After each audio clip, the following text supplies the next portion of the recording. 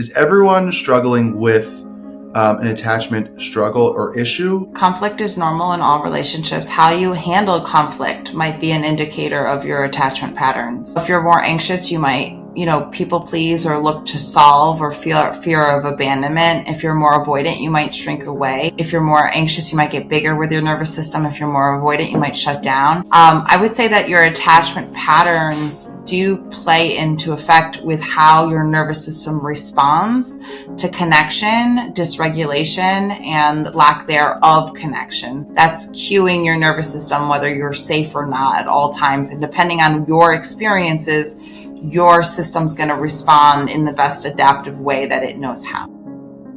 Hello and welcome. I am super pumped to have Jessica on again because she was here a couple of years ago with her first book, Anxiously Attached, which is a great book, everyone. It's wonderful. It's an amazing read and really shapes and has helped a lot of people. I know I've passed it along to many of my clients and I work a lot with couples. But now she has another book called Safe and I'm really excited and you can see it in the background of her video. And could we just give a little introduction to who you are before we jump into the awesome conversation about this exciting second book? Sure. I'm a psychotherapist. I have a private practice here in Palm Beach. I have an international coaching company. I specialize in interpersonal neurobiology and attachment theory. Me and my team work with couples, and we really are specializing in healing attachment wounds and patterns. And so that is the foundation for Safe, but that is also what I do. I don't know. I'm a human on this planet. That's other than that. I love it. And you're in it. Like you're doing the work. It's not like you're someone who was asked to write a book and you don't know the topic. Like you do this day in, day out. The first question I really have is, so Anxiously Attached really focuses on that attachment style. What is Safe more just about the secure or just putting it all together in a better, different package? Safe is about all the different attachment styles, and it introduces something called the Wheel of Attachment, which was one of the free gifts in that link. But Safe is about embedded attachment wounds, how to heal them, and the science to heal them as to what we need to heal them. And safety in another nervous system is one of the primary things that we need in order to heal attachment wounds. So Safe is a much deeper dive than Anxiously Attached. I still do, the avoidant and anxious dance and things like that, but it really goes into the neuroscience a little bit deeper, and it goes into all attachment embedded patterns deeper, and it connects them all into a wheel. So it's just a fuller picture. I love that. What like from the first book to the second book, is there any like surprises or things that you figured out or learned about the work that you do that maybe shifted some perspectives? I knew this already, but like you're never one attachment style. We have many. It's very rare for someone to have. We've embedded many different attachment styles, and I think that I was in a relationship actually with someone who was doing the work when I wrote Anxiously Attached, and at some point the attachment work got too hard for him, and he stopped, and I continued to do the work, and I actually ended up leaving the relationship, even though I loved him very much.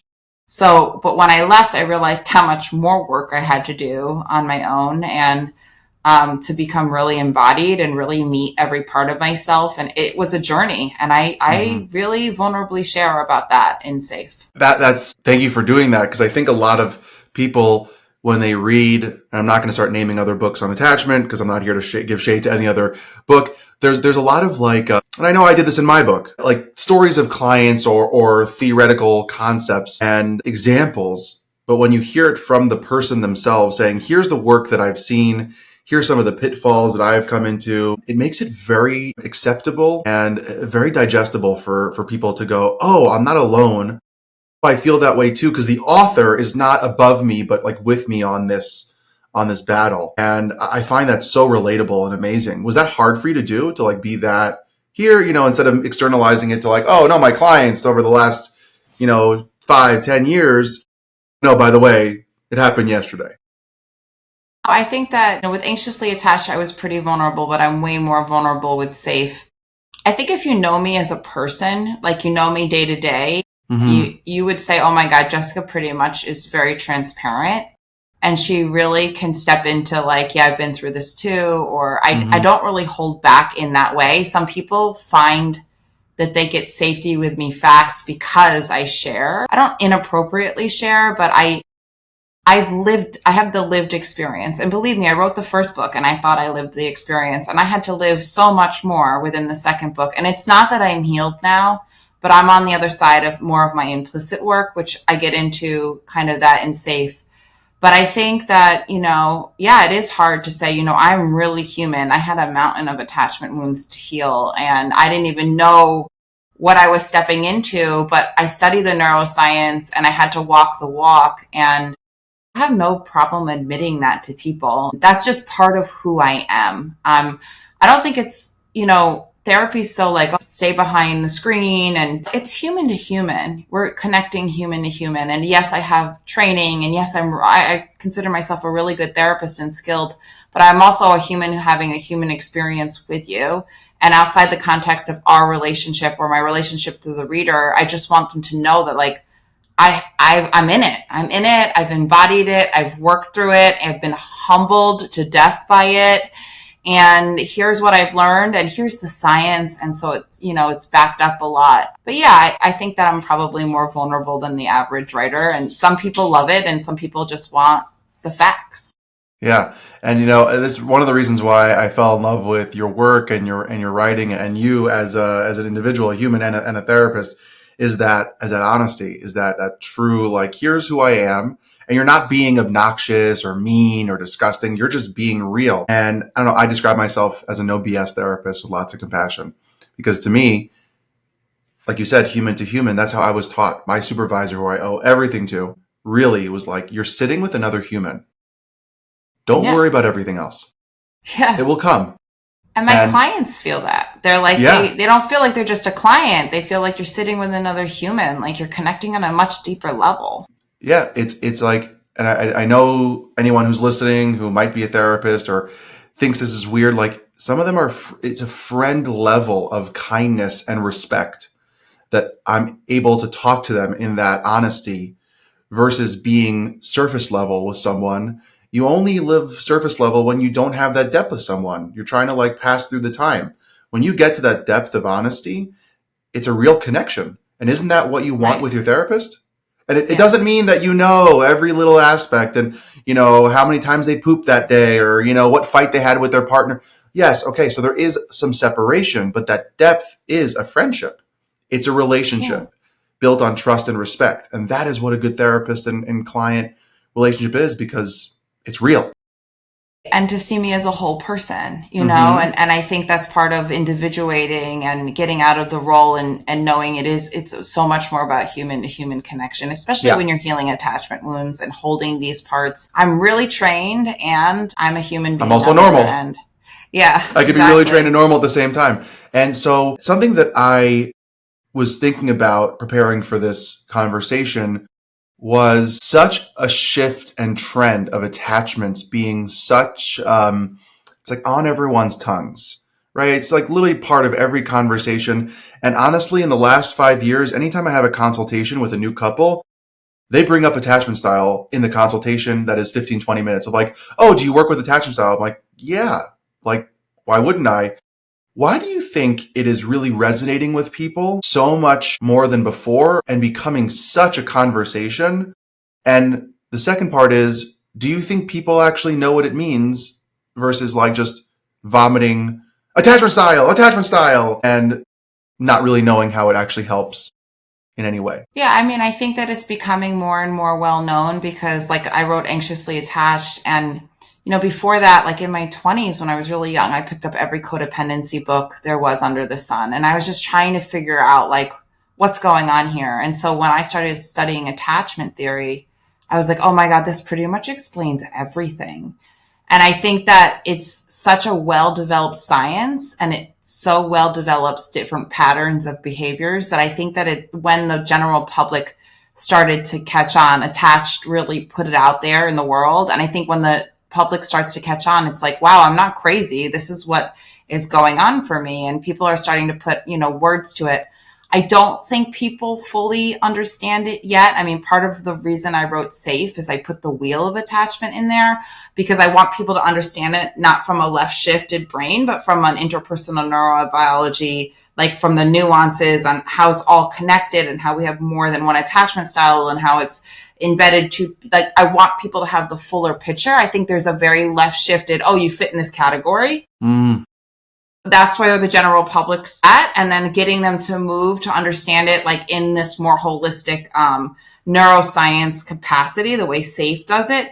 I think that the book will do well, but I think it's going to do well over time because people are going to like, some people are going to read it and be like, oh my God, now I'm starting to understand attachment on a much deeper level, much deeper level. And I love that that's where the book is going, because I've seen from working with couples that it's like, oh, I'm secure, they're anxious. I'm anxious, they're avoidant. I'm avoidant, they're anxious, right? It's very black and white boxed. Yes. And something that I think it's a huge disservice to us in our relationships, that we think that certain situations don't shift us, or we come on the cusp of two, or we're leaning a little bit, but maybe not fully in, but we're dipping our toe into it because of a past or an old relationship or something that has been so embedded in us about ourselves and relationships. And it really hurts people when they are so like, I'm fine, I'm secure. Like, good for you that you feel secure, but it doesn't mean you don't have some tendencies in certain situations. I want to talk to the parents listening right now. If you love your partner, but feel like after kids, everything got harder, it's not your fault. It's actually pretty normal. I wrote a book, From I Do to We Do, because couples don't get warned about the resentment, the invisible workload, the fights that escalate way too fast, and the disconnect that sneaks in. The book is part real life, part therapist brain, with tools to fight better, reconnect deeper, and actually feel like a team again. Because parenting should feel like us versus the chaos, not me versus you. From I Do to We Do is available now. Order at ellyweinsteinlcsw.com. So Absolutely. Now that we had that introduction of the book, oh yeah? No, I was going to say, like, I wrote the book Anxiously Attached, but I, through my healing, realized I was living either in the anxious category or the avoidant category. I was pendulating between the two. And so I write about that. Like, we can over-identify. I showed up anxious in my romantic relationships. Maybe I showed up avoidant in my friendships. Like, we show up in so many different ways, and it's so nuanced, and it's as individual as your fingerprint. So it's really important to understand the deeper concepts. And that's kind of that was a big part of the book, is to get a deeper understanding of attachment out there. I can't wait to read it. I can't wait. It's like, it's such a needed thing, because I think people nowadays feel so comfortable with a label and boxed and black and white, because it makes more sense than the gray and complexity that the world is. Because then it's just, people are like, oh my gosh, too confusing. But sometimes it's good to know that there is nuance, and that you have freedom to live within a spectrum of how you show up in a day versus something defining you and you are just trapped or stuck in one role. And I want to just pull back the curtain a little bit on attachment style, and just the beauty that it provides. And maybe for people who've never really looked into it and this is their first time hearing about it, or just hearing it from a wonderful expert in the field, when it comes to where it comes from and how it is shaped, is there research and neuroscience on, as a parent, things that have been done or can be done in a kid's life that shapes attachment? Is it coming from childhood? Is it coming from older? When does this stuff start creeping in, setting in, or solidifying? Now, I know it's not solid and written in stone, because we can always adjust and learn and grow. But when does it start becoming like part of our selves? Yeah, I mean, I talk about this in the beginning of SAFE. I talk about being an infant and our need for biological connection with our primary caregivers. And a big piece of how we're neurobiologically wiring our brain is being mirrored by what's going on with our primary caregivers. And so if we have an anxious parent, that means they're sometimes available and sometimes they're too distressed and they're not available. So it's a feeling of like, sometimes, let's just say mom, it could be anyone. Sometimes mom is there and sometimes she's not. So that has to do with her nervous system. And so the baby is sensing that, right? And so an anxious baby will leave their nervous system and they'll attend to the parent. Then with avoidant, we have more left shifted parents who are more in their left hemispheres, who are focusing on tasks at hand rather than emotionally connecting with their child. So every deep and meaningful connection, especially from womb to 7 or 8 is imprinting our felt sense of safety, how we're going to get our needs met, what connection feels like, if connection is safe, if connection is dangerous, if we have to abandon ourselves to connect, if we should give up on connection. We're learning through nervous system and connection qualities and really presence, emotional presence. So if our parents are emotionally present with us, that means they have a neuroception of safety within their nervous system, so they can be with us. And so we're internalizing that safety. So all of this is happening on a very complicated and nuanced level when we're very, very young. And I know for a lot of listeners, they're like, oh, I had a perfect childhood. If our parents had unhealed wounds themselves, they might not have had the neuroception of safety within their system to give us what we need to internalize the security for secure attachment. Could you dive into what you are talking about when you say safety? Because like the example I'm thinking about, or parenting, people talk about yelling and screaming in the home, and I'm not talking about chaos or abuse in what people might envision as unsafe. But for the regular family, right, where there's, dysregulation and screaming and yelling, kids don't listen, getting them out of the house, things of that nature. What are you talking about when it comes to safety or not safe environment for the nervous system to start doing these either anxious or avoidant styles of connecting or dealing with relationships? Yeah, I'm really talking about Stephen Porges's work around the nervous system. So we have sympathetic and we have activated states and we have shutdown states, but our highest evolution, our highest state is called the ventral state. And it's when our nervous system feels calm and present. Like right now, you and I are having a conversation. Our nervous systems are literally saying it's safe here. And every nanosecond we are scanning unconsciously our environment. Are we safe and are we not safe? So when a parent is regulated and has enough internal safety, like they don't have their own trauma, their own stresses pulling them out, dysregulating them, they're holding a state of safety within their system enough to attend to us enough, to connect to us enough, then we internalize them. So safety doesn't come from dysregulation is normal. We're supposed to have dysregulated moments. In fact, rupture and repair is really normal. So if your baby or your kid is crying and there's turbulence, the repair is mom or dad is going to figure it out. We're going to get back into a state of connection. All of that is very, very normal.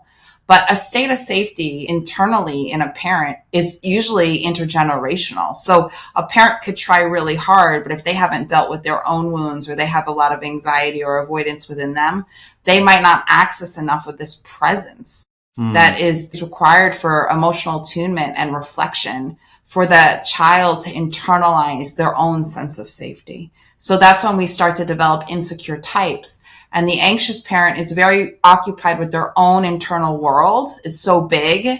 And the avoidant parent is usually disconnected from their own emotional experience. So those things, and a disorganized parent, which some of you are listening might know as fearful, but the scientific word is disorganized, is someone who's really dysregulated and can't offer the child anywhere safe to orient to. So, and our parents don't fit in one category. If you look at the wheel, and what I explain in the book is that I could have a mom who has periods of security and then slides up the scale and has periods of anxiety. Now, if the anxiety increases, we get to disorganized.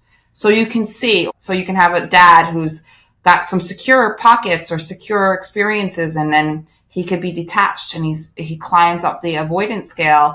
And the more that he's detached and even neglectful, you get to disorganized. So it really depends on what's going on. And you can have a parent that has more than one attachment style, or you can have more than one experience with one parent. And there are a lot of people that don't have maybe, let me rephrase. There are some people who have a attachment struggle or issue with their relationships and think that they have, a great childhood, which I hope they did. And they end up saying, well, I'm fine. I don't need to do the work. I don't have attachment style. I love you. I know that we're safe and all these things. But there are moments that, we get into arguments. Okay. What do you say to people about that when it comes to the attachment style lens? Is everyone struggling with an attachment struggle or issue? And does that always lead to the basic pitfalls of relationships, or is it something unique or special where there is like an obvious, aha, there's chaos or there's, hiding or running away. There we go. That's attachment style. Well, I think that conflict is normal in all relationships. How you handle conflict might be an indicator of your attachment patterns. So if you're more anxious, you might, people please or look to solve or feel fear of abandonment. If you're more avoidant, you might shrink away. If you're more anxious, you might get bigger with your nervous system. If you're more avoidant, you might shut down. I would say that your attachment patterns do play into effect with how your nervous system responds to connection, dysregulation, and lack thereof connection. So that's cueing your nervous system, whether you're safe or not at all times. And depending on your experiences, your system's going to respond in the best adaptive way that it knows how. I love that. And I think it's so important for people to hear that there is, ways to work through it and be aware. When it comes down to, you have something called earned security. Can you kind of talk a little bit about what that means and how we start the process to the road of fighting for our own safety and security in ourselves and then our relationships? Yeah. And I'm like, this is a process I talk about a lot in the book, but earned security is not my term. It's very well known, and it's amazing with neuroplasticity and what we know about the brain, the embodied brain, is that we can work towards earned security at any time in our lives. And so what a baby does when they're young is we internalize every single important relationship through mirror neurons and resonance circuits. This is the work of Marco Iacoboni. We take people in. And so when we're babies, if our parents were insecure, we internalize them and we walk around the world and we don't have the felt sense of safety because we maybe have an anxious mom or a critical dad. We have internalized them and they might not have had enough safety to give us security. So as adults, I talk about this in the book, we need to find new anchoring relationships. And in these anchoring relationships, we need to receive what we didn't receive when we were young. And we need to access our attachment wounds.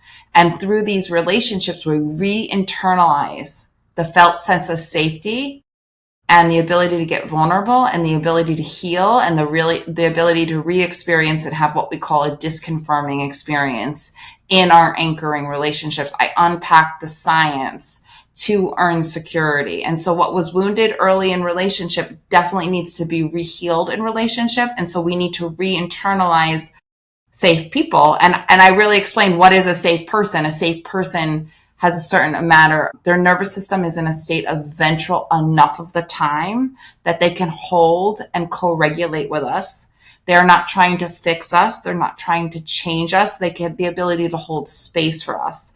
And so when we're in the presence of consistent, warm, safe people and can work through our attachment, our implicit memory, and work through that, we re-internalize the felt sense of safety through those experiences. So basically, we get what we didn't get as a baby or a youngster. We're re-getting that as an adult. Yeah. And essentially, that's what therapy is supposed to do. How do we find those people if we're maybe drawn or feel comfortable with people who are feeding the narratives that we're used to? Yeah. And this is another big theme of the book, is that we are unconsciously and implicitly drawn to what we know and what is familiar. So most people listening are suffering because what feels right is what our body knows to expect. So if our body knows to expect chaos, we'll be drawn to chaos. So we typically as humans tend to gravitate towards what we know, and our system tends to expect to get what it's received. So if we received that our needs were going to get met and we're going to be attuned and that the world was genuinely a safe place, we're probably going to attract another secure partner. But if we have received insecurity and avoidance and some anxiety and instability and chaos, we're going to grow up and we're going to go, oh my God, I'm attracted to that person. I don't know why. And then, like 2 years later, we're in insecurity, we're in chaos with them, and we're like, this is my familiar. So until we get in touch with the original wound, the original states, and hold them, we tend to repeat it's like, I used to say, it's not that you have a bad picker, it's that you magnetize the familiar out of the haystack because that feels right. And it's not right. It's just familiar. And so, when someone hears this and they're going and they're hanging out with people or friends or in a relationship and they feel that uncomfortability, yet it is healthy for them, how do we teach someone to trust that process when everything inside of them is telling them to run or hide or, sabotage or whatever ways that people go about doing it? But realistically, this might actually be the best thing to heal you / be a healthy thing for long term. Yeah, I so appreciate that question because for me, one, I did it with a therapist, but I talk about finding your anchors. And I remember there was a period where I didn't want to show up for therapy because it was uncomfortable, because my system wasn't used to. In many ways, we crave and need that type of presence and attunement. And in other ways, when we get that type of presence and attunement, we're really in reality and we're vulnerable. We have to become vulnerable to what is living inside of us. So a lot of times it's a protector to say that doesn't feel good, right? And that's why I unpack the science around vulnerability and neural nets opening and being in the presence of people who have safety, what that does for your nervous system. But we have to keep showing up to people who are warm, consistent, and available for our nervous system to eventually recognize that as love, to recognize that as support. And we have to work through what comes up. And I really unpack how to do that. When we are in the presence of these people, that is when our work, that sense of safety is actually when neural nets open up. It's when our work shows up. I have one client, I've had many clients that, have tried to sabotage or reenact attachment patterns with their therapist or with their anchors. So it's starting to recognize, oh my God, this is what I do when I'm scared, or this is what I do when I want to push people away. And it really is also about finding the right anchors to help anchor you in as you do the work. Yeah.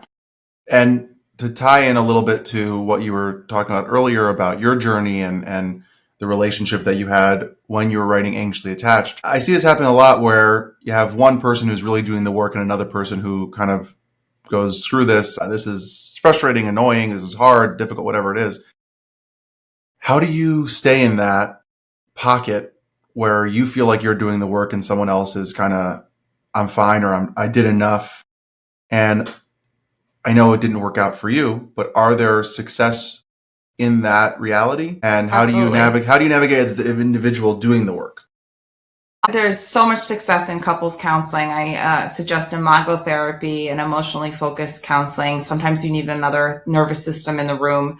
You absolutely can do the work with your partner. My book spells that out. And you can do the work without your partner, and you have your own agency, but you have to do the work in relationship. So for me, I think that one of the hardest and saddest things I realized is that my partner didn't have the capacity to really go there. Mm-hmm. Most anxious people are like, oh, to the avoidant, you need to heal. I remember because we had such great love, but I remember a point where I kept doing the work and I just felt us I was going deeper and he was going more into avoidance, and there were other factors hanging on. And I just said to myself, I'm just going to keep showing up. I'm just going to keep showing up and I'm going to keep doing the work. And that was a conscious choice that I made, and it was hard. And he would tell me sometimes after I got out of therapy, he's like, God, you're feeling so much and you're always crying or you're upset. He's like, I don't think I want to do that. I don't think I want to go there as much as you do. And I had to respect that.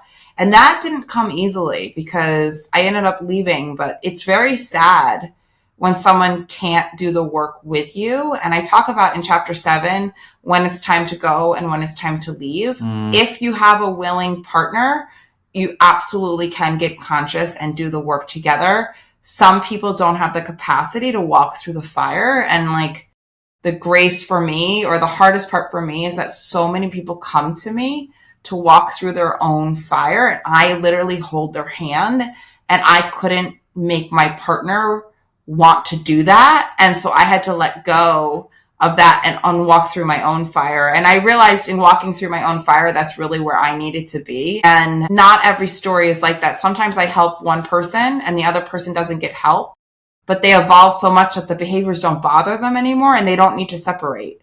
I think Gabe Mate talks about it, but like we meet people who are wounded at our level. If you keep healing, there's a chance you might evolve. There's a very good chance you'll evolve out of the relationship because you'll want your different needs will come up and you'll want different things in relationship. It doesn't mean you stop loving the person. I never stopped loving this person. It just means that I need different things. Yeah. And then when you need different things, that can create, resentment or frustration or annoyance or fighting within like, I've changed. How come you haven't? I'm doing the work. You didn't. But when there is a place where you get to a higher level of self and it doesn't bug you anymore, it doesn't bug you because of those triggers or reasons, there can be kindness and compassion and love. Absolutely. Even though someone is still in their maybe their pitfalls or their holes or whatever you want to call it, or their patterns, there can still be beautiful relationship. Well, but it is hard. You can evolve, and when you heal, you actually change the system. Yeah. So either you're going to stay with the system and you're fine with your partner and you understand, you have compassion for them and their behaviors don't impact you in the same way, or you say, you know what, I don't want it. Like, everybody's so different. It's not like I have clients who do their own work and they stay with their partner and it's okay. Their partner doesn't want to do the work. I've seen it happen in a million different ways. Do I wish my partner had the capacity to do it? Absolutely. And yeah. I also know how hard this work is. And if you're listening and you've done a little bit of the work or you've been in it, you know it's hard and you can't force someone's system to go there unless they're willing to go there. And the book that I wrote isn't about forcing your system.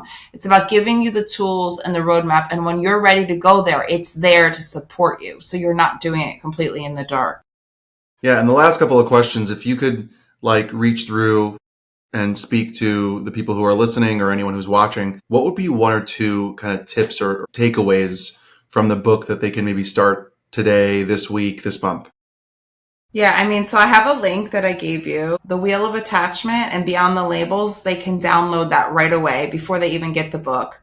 And there is a video of my mentor who helped me a lot with this book, talking about what it feels like in your body to move from insecurity to security. And I think it's a really fabulous free talk that you get. I would say that knowing that your attachment styles are not fixed. Mapping your earliest attachment patterns, what it was like in your relational home, and starting to notice if any of those relational dances are repeating. Understanding your core wounds. These are belief systems that we have that have like a charge. Where are they showing up repeatedly in your life? Where do they live in your body? And the biggest thing is you can't heal attachment wounds without anchoring relationships. So really, looking through your Rolodex, looking through your community, knowing who is there one person that is kind, compassionate, listens to me without fixing me and can hold that ventral state of safety for me, and cherishing those relationships if you have one or two of them. And by the way, if you have none of them, you're not alone. So many people come to me. In making one of them and your nervous system meeting that person and doing the work, it changes the trajectory. And you actually get a lot more. And it only takes one healing, safe relationship to show up consistently for you, for your nervous system to start to recognize that, and for you to pull in more anchoring relationships. I love that. So where can people find you, work with you, reach out to you, learn more from you? Sure. So, well, you can find the book, Safe and Attachment Informed Guide to Building More Secure Relationships, just about anywhere, like Barnes & Noble, Target, Amazon, of course. I am on Instagram, Jessica Baum, LMHC. I run a group practice of like 7 therapists. We are the Conscious Relationship Group. And I have a private practice in Palm Beach for people who are locally in Florida called the Relationship Institute of Palm Beach. And I say this sometimes, I feel bad for anybody else named Jessica Baum, but like if you literally just put Jessica Baum in Google, you will find me. And if you do buy the book and it touches you and it resonates with you, please reach out to me on Instagram. I try to respond to everyone. It really is important to me, and I do want to hear from you.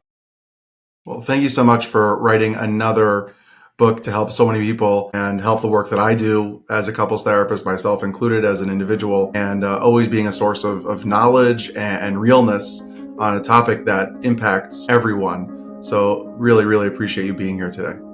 Thank you so much for having me. You're such a great interviewer. And thank you for those of you who have listened all the way through. I really appreciate you. Follow now on Apple Podcasts, Spotify, and finally, see me on YouTube at The Dude Therapist.